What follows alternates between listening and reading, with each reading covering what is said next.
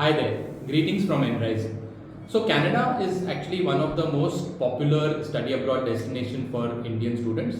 I think more than 1 lakh students every year end up going to Canada for their studies.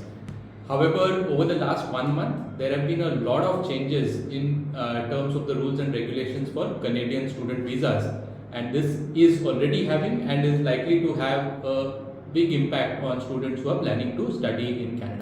So what we are trying to do in this video is give you an overview of all the changes that have happened or are going to get implemented, and also give you a sense of how this is likely to impact plans for students who are planning to study in Canada. So effectively, there are 4 major changes that have happened as far as the Canadian student visa rules are concerned.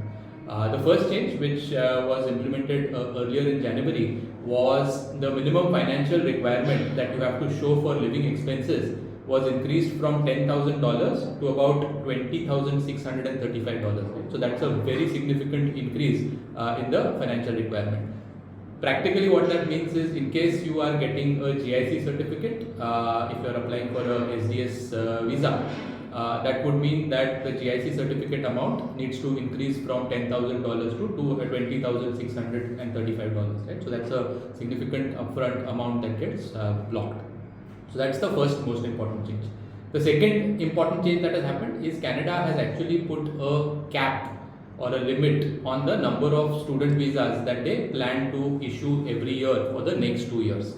And this number has been capped at 360,000 or 3.6 lakhs student visas in 2024, which is about 35% lower than the actual number of student visas that were approved in 2023. Right? So it's going to have a significant impact in terms of the visas that are going to get approved this year.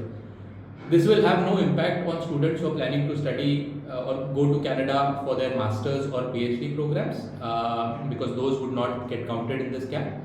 However, it will have a big impact for students who are planning to go for either their undergraduate studies or for their postgraduate diplomas or postgraduate certificates in Canadian colleges. Right? So that is going to have a big impact.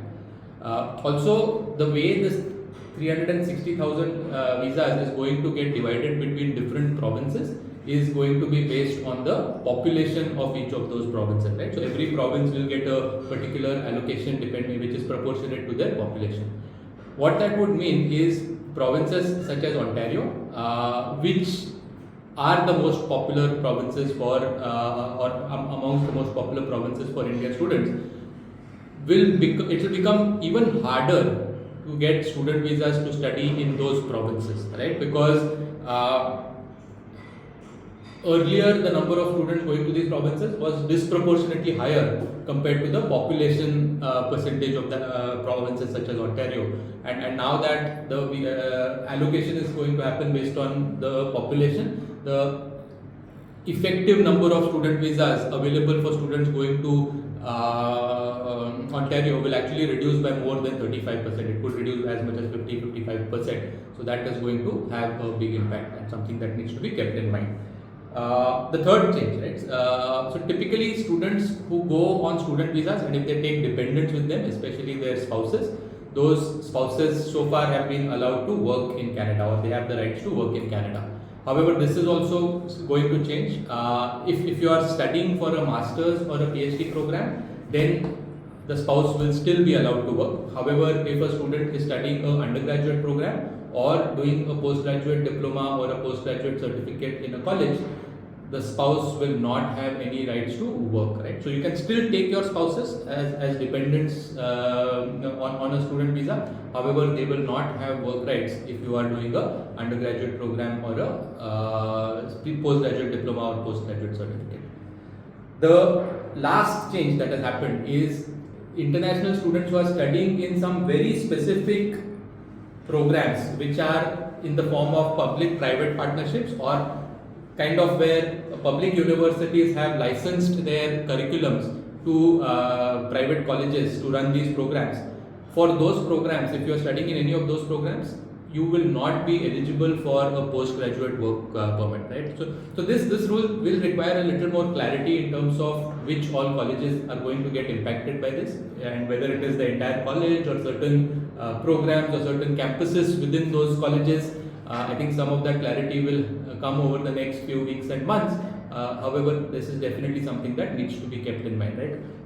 Based on our initial analysis, I think there are some colleges like ILAC Panchave, ILAC Georgian, Fleming, Niagara, Sheridan, etc. Not all campuses or programs are likely to get impacted. So this is something that needs to be analyzed more to figure out what impact it is going to have.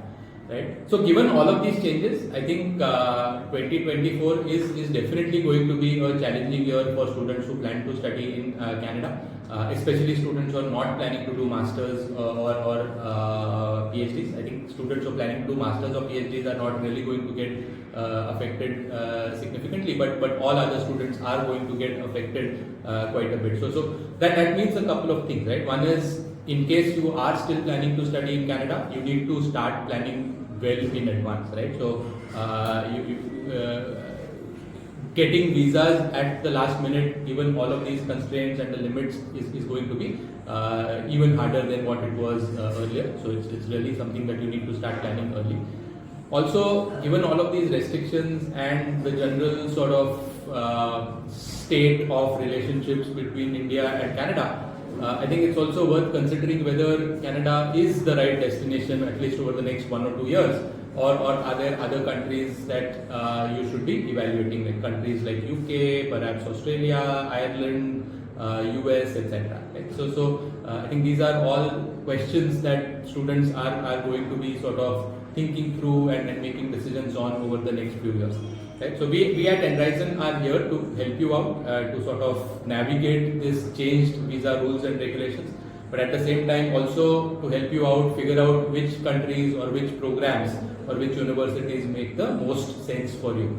So what I would recommend is just get in touch with us, either respond to with a comment to this video or send us a message, and we will get back to you in terms of taking this forward with anyone who is interested.